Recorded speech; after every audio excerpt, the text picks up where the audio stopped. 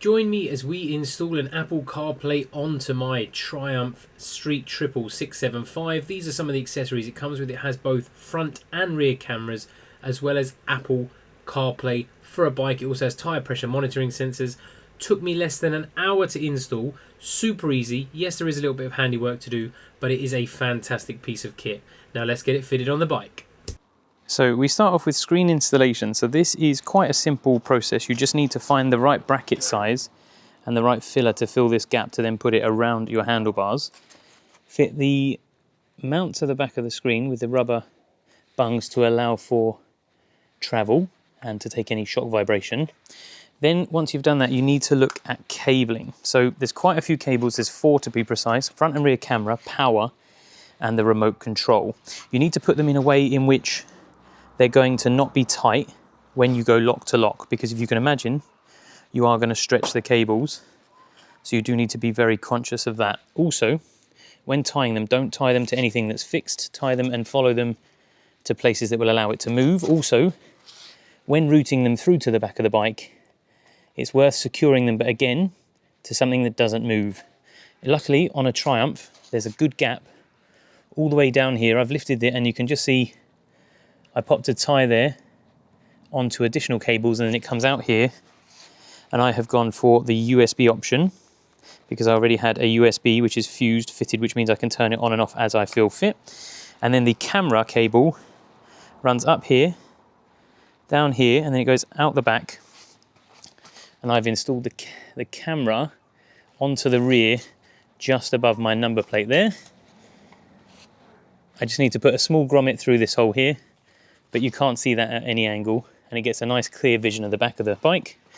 And then when you go underneath, the cable is routed nicely up and into the bike. For the front camera, I had to do a little bit more because I didn't have a flat surface. It made fitting really difficult. So because I've got a screen, I mounted it onto the screen with 2 sticky pads to take up the contour of the screen, and then run the cable round the back again, so somewhere where it couldn't move. And it's just fed here. Now, installation is actually very simple on this. Let me just get the camera set up. So when you first power on, I've already got the tyre pressure monitoring sensors on there. You simply put power to the screen and then it will power up. So you have different variations. I've also fitted the remote here. Now the remote allows you to pick your camera angle. So you can see that's the front. Oh, sorry, no, that's the rear. So there's the rear camera. You press the button again, it takes you to front and rear, and then front. And then you can press home, it will take you to your CarPlay. You have all the normal things you would have on a CarPlay, including your maps. So it allows you to do that. Then if you press home again, it will take you back to your recording page where you can flick through your different variations. So it's very, very simple and straightforward, and it's a great bit of kit. You also, if you want to go back to the home page, click on home, and then here you can see things like your tyre pressure monitoring sensors. So if you click on this, it gives you the different settings. You can have low, high, the different units, bar PSI, the temperature of the tyres, and it shows you here what they are. You can go home.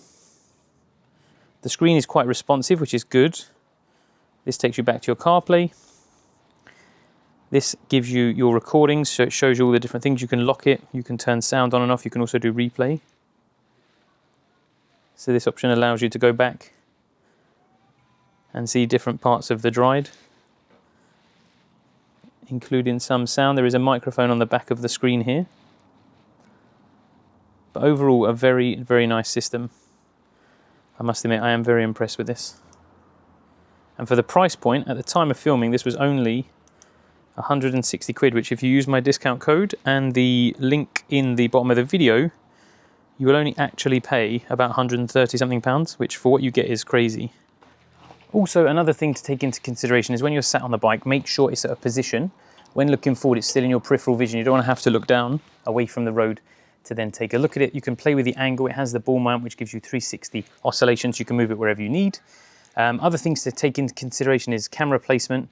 and also where the cabling is. Different bikes will do different things. If you have a big screen, you might be able to mount it up here in clear view so you don't have to look down. I've got it so I can just glance down at the speed. It's a tiny bit lower, but every so often I should be able to take a glance and see what I need to for routing.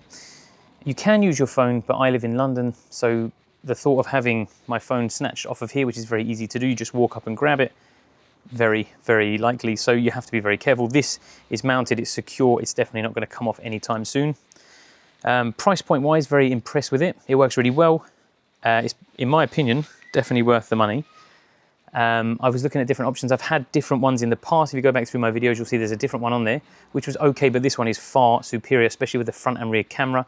It comes with a 64GB memory card, so it will record for hours, both front and rear, which is very, very important, as well as if you want, for safety reasons, and if you want to record some of your ride, it's always good to have front and back, because if someone hits you in the back, it's going to cover your insurance. I hope you found that helpful. If you've got any questions, feel free to drop it in the comments. Rough installation time was about an hour to an hour and a half. The hardest part is removing the tank and getting the cables dressed neatly, cable tied in and surrounded. Once that's done, the rest is pretty much plain sailing. Getting the screen set up probably took the longest time, and working out my cable routing and where I was going to place my cameras, because it depends whether you want to drill and fix or just stick down. But beware, you need to clean the surface, remove any oils or any polishes, otherwise the sticky pads won't mount forever. And there's quite a lot of vibration on a bike, so the last thing you want to do is fall off whilst you're riding and then get wrapped around your wheel or something. I hope you've enjoyed the install. Sorry I couldn't show too much. I'll do loads of close-ups for you so you can see what are the different fittings and whatnot.